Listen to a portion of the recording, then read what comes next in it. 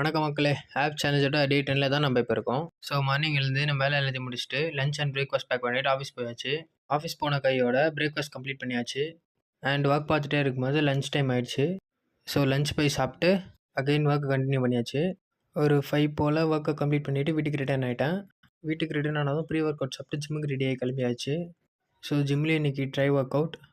அதுக்கு முன்னாடி கார்டியோ ஒரு 20 மினிட்ஸ் முடிச்சிட்டேன்.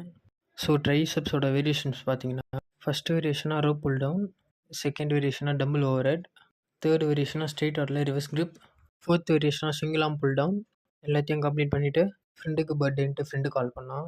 ஸோ அங்கே போயிட்டு கேக் வெட்டுறதை வேடிக்கை பார்த்துட்டு அவன் ஊட்டி விட்டு கேக்கை மட்டும்தான் நான் சாப்பிட்டேன். அதுக்கப்புறம் ஒரு வாய் கூட நான் வாங்கலை. வாடா ஃப்ரைட் ரைஸ் சில்லி சிக்கன் சாப்பிட்லான்ட்டு கூப்பிட்டாங்க. இல்லைடா அதெல்லாம் இல்லை அப்படின்ட்டு வீட்டுக்கு கிளம்பியாச்சு.